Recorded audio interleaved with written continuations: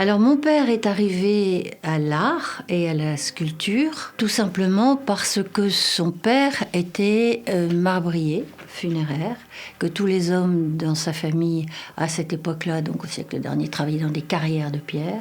Donc il est né dans la pierre, et notamment dans la pierre de Soigny. À 12 ans, il a été travailler dans l'atelier de mon grand-père, mais il allait au cours de modelage et dessin à Tourcoing, aux Beaux-Arts.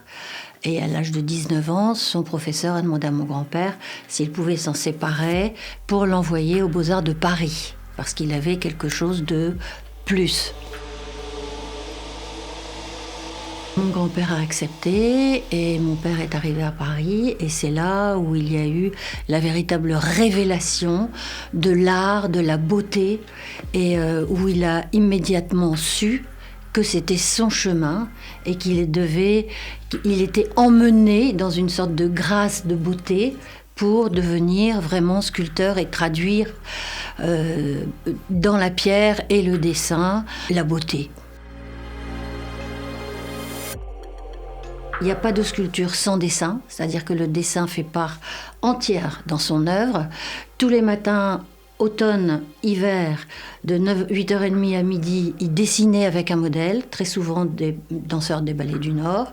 Arrivé à peu près un peu avant Pâques, il savait déjà quel dessin il allait utiliser pour faire des sculptures.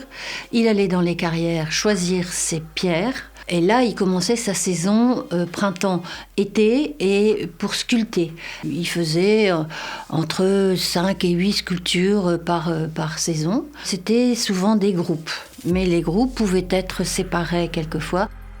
Il était très spirituel, très mystique. Donc la spiritualité avait une grande importance chez lui. Le positionnement des sculptures avait une très grande importance parce que les sculptures se parlent entre elles. Il y a une signification.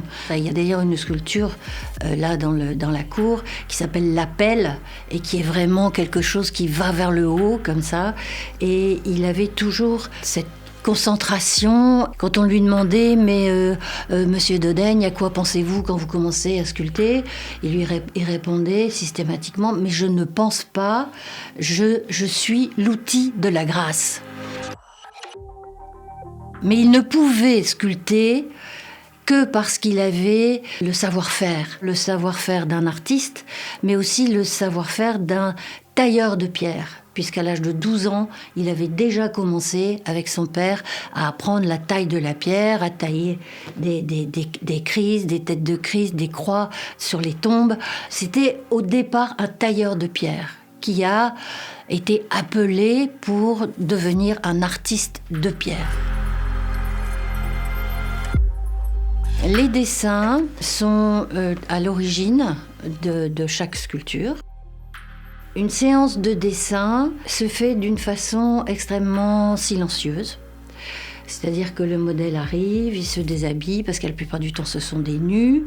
Lui est face à sa feuille, il est concentré, il regarde le modèle. Le modèle doit bouger doucement, très doucement, et tout à coup il dit « stop ». Et le modèle doit s'arrêter dans le mouvement. Et là, il fait une esquisse très rapide. Bouge.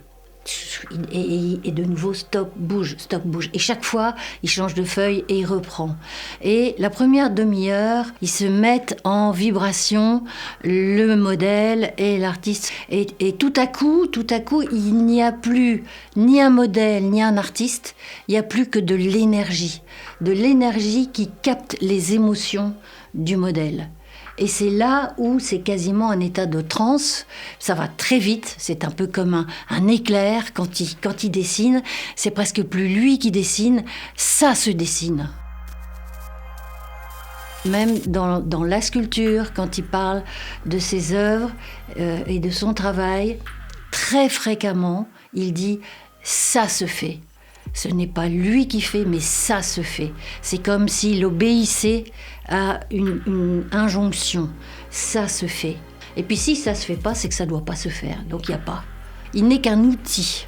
Vraiment, c'est un outil. Et c'est pour ça qu'il travaille toujours seul, parce qu'il est tellement dans cette écoute, dans comment parle aussi la pierre, comment tous les sens sont ouverts en fait. Mais il est toujours dans le présent. Le son de la pierre est très important, parce que quand il tape sur la pierre, il y a une résonance, il y a un son, et il sait exactement ce qu'il y a au cœur de la pierre.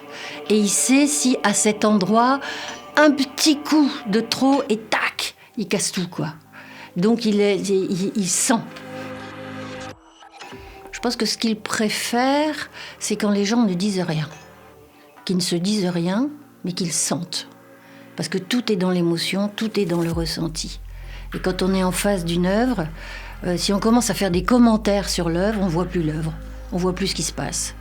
Donc pour lui, il vaut mieux rien dire, mais sentir, être juste là.